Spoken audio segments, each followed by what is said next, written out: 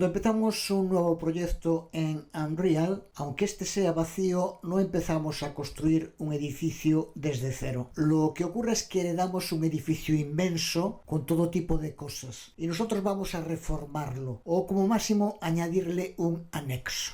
Este edificio se llama Unreal. Este sería un ejemplo de un proyecto vacío. Pero si yo quiero crear una nueva clase, me encuentro con que puedo heredar de un montón de clases ya existentes. ¿De dónde salen? El edificio de Unreal está lleno de clases que serían las habitaciones, las escaleras, los tejados, los cimientos, las puertas, prácticamente cualquier cosa que se te ocurra, este edificio ya la tiene. Lo que tenemos que hacer nosotros es personalizarlo. Puede parecer una obviedad, pero no tener presente esto siempre es lo que lleva en muchas ocasiones a malentender lo que ocurre con nuestros proyectos. Si heredamos un enorme edificio que vamos a reformar, lo primero es conocer sus planos o estaremos totalmente perdidos. Y esos planos en Unreal son la documentación, sin la cual somos como ciegos moviéndonos por un espacio enorme y complejo. En el último vídeo tutorial hablamos sobre las funciones virtuales. Aquí estamos en la sala del edificio dedicada a los actores, en el que podemos acceder a todas sus funciones, variables. Podemos usar control más F para buscar. Por ejemplo, Notify After Begin Overlap. Observa cómo aquí a la izquierda nos indica que es una función y este círculo con una V nos indica que se trata de una función virtual. La C que es constante, la S que es estática, para movernos por este enorme laberinto. En el anterior video tutorial vimos el potencial que tienen los punteros al poder asignarlos y cambiar a dónde están apuntando memoria en tiempo de ejecución. Hasta ahora hemos creado punteros que siempre contienen un tipo de dato, a actor por ejemplo en el último video tutorial. También es posible crear punteros que contengan funciones, pero su formato tiene distintos problemas de seguridad, por lo que se prefiere el uso de los llamados delegados. Así que los delegados son una versión mucho más segura de los punteros de función, que además nos dan la flexibilidad de llamar a una función sin saber qué función será la que esté asignada hasta que sea llamada en tiempo de ejecución, por tanto. Una vez más, esta flexibilidad que ofrecen los punteros frente a las funciones estáticas es lo que explica la importancia de los delegates. Vamos a verlo en un proyecto en el que asociaremos una función de Unreal, ya sabemos, una U-function, a un delegado. Y aunque no sea exactamente eso, para recordar, podemos considerar un delegado como un puntero a una función, de modo que cuando el delegado se ejecute, la función se ejecutará también.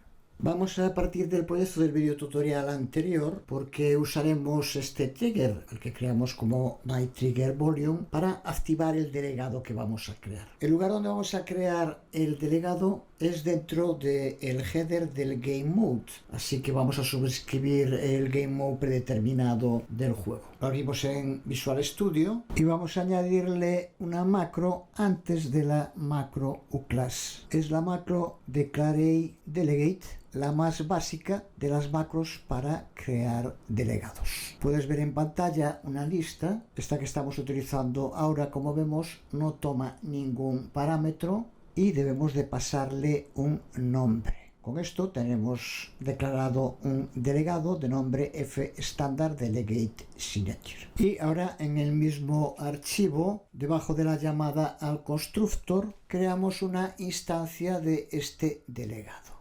Instancia a la que llamamos MyStandardDelegate. Como puedes ver, podemos crear distintas instancias de un mismo delegado. Nuestro delegado de nombre fStandardDelegateSignature y aquí creamos una instancia de ese delegado. Volvemos al editor de Unreal y vamos a crear una nueva clase C++ de tipo actor que será la que vigile al delegado. Vamos a llamarle DelegateListener. La creamos, es aquí en el archivo .h donde vamos a declarar la U-function que vincularemos a nuestro delegado. Vamos a llamarle EnableLight porque lo que haremos es que cuando el delegado active la función y ésta se ejecute, se encienda una luz para que veamos que ha funcionado. Justo para eso creamos también una uProperty que contiene un puntero de tipo uPointLightComponent, al que llamamos pointLight, que será el que almacene ese punto de luz. Como nuestro script no sabe lo que es la clase uPointLightComponent, tenemos también que añadir, antes de generate, este include. Ahora, dentro del constructor del archivo .cpp, implementamos ese punto de luz. Ponemos todo el código que ya tienes que entender. Aquí lo creamos con createDefaultSubObject. Aquí lo convertimos en el componente raíz del actor. Desactivamos el punto de luz con setVisibility para poder activarlo después en lo que será la prueba de cómo vincular un delegado a una función. Y aquí lo que hacemos es cambiarle el color a azul, simplemente para que se vea mejor en el escenario. Lo fundamental de este código se encuentra dentro del beginPlay de esta clase aDelegateListener.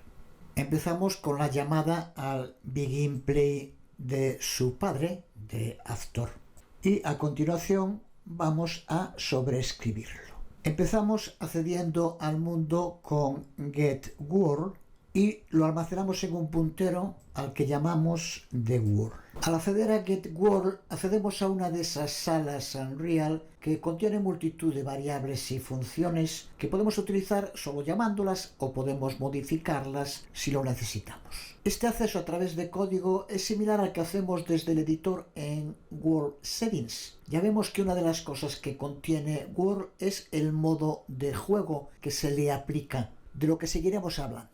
En el código empezamos con un condicional que comprobará que el mundo existe. Si es así, de este mundo podemos recuperar el GameMode que se le aplica con la función getGameMode, pasándole nuestro puntero de world. Por tanto, de este modo sabremos en nuestro mundo el GameMode que se le está aplicando.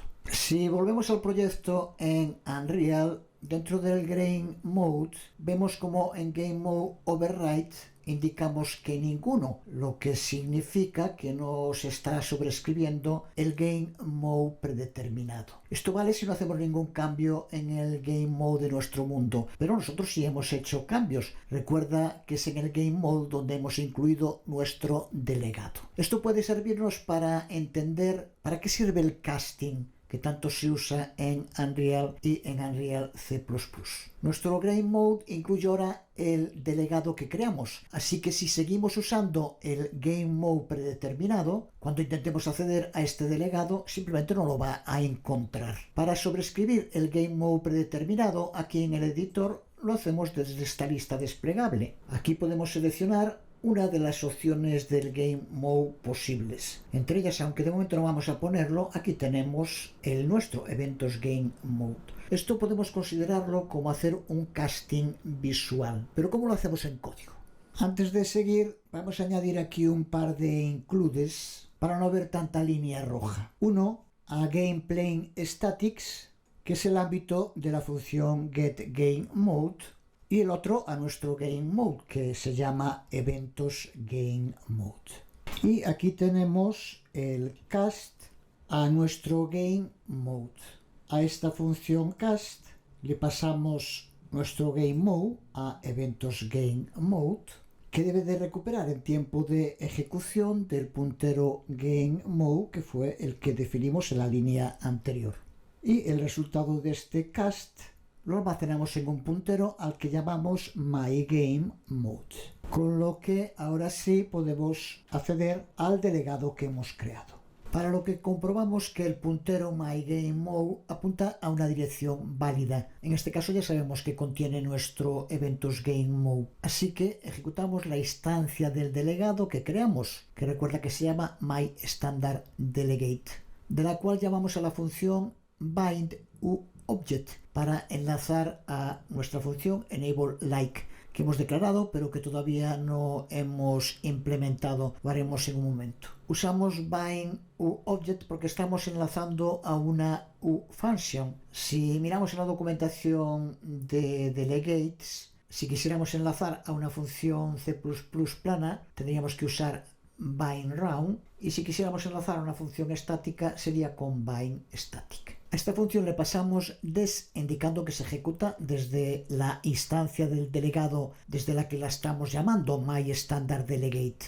Y como segundo parámetro le pasamos, con el operador de dirección, la dirección en memoria a la que apunta nuestra función enableLike, que ahora mismo crearemos. Es aquí donde vemos cómo el delegate crea un tipo de enlace dinámico en tiempo de ejecución. Y aquí podemos ver la implementación de la función enableLight, que lo único que hace es cambiar setVisibility de false a true, con lo que se encenderá. Ya tenemos un delegado que apunta a una uFunction que se ejecutará de modo dinámico y flexible cuando el delegado sea activado. ¿Cómo activarlo? Dijimos que íbamos a utilizar el trigger del anterior video tutorial para que se ejecute cuando el jugador entre en contacto con la caja. Así que vamos a nuestra clase myTriggerVolume.cpp. Antes de nada, añádele aquí también los includes. Y dentro de la función notifyAfterBeginOverlap añadimos la llamada a nuestro delegado. Observa que la mayor parte del código repite el proceso que acabamos de ver, detectando el mundo, haciendo el cast a nuestro GameMode, y una vez que ha comprobado que es nuestro GameMode, es cuando llamamos a una función de nuestra instancia delegado, que es executeIfBound. Esta función lo que hace es comprobar que hay una función que esté vinculada al delegado, y si es así, la ejecuta. De este modo, lo que conseguimos es que cuando el jugador entre en contacto con la caja trigger, se active el delegado y se llame a su función executeIfBound, que ejecutará la uFunction enableLight. Ya podemos compilar el código. En el editor vamos a crear un nuevo nivel vacío y en GameMode Override, vamos a seleccionar nuestro GameMode, eventos GameMode. Y vamos a colocar un myTriggerVolume y el delegate listener, poniéndolo en Z a una altura sobre 100. Vamos a ejecutar el juego. Y ahora observa en el momento en el que ha entrado en contacto con el trigger, al fondo aparece la luz de color azul que se ha activado. Aunque salgamos, se mantiene porque no hemos indicado en ningún sitio que deje de hacerlo. Lo veremos en el próximo video tutorial.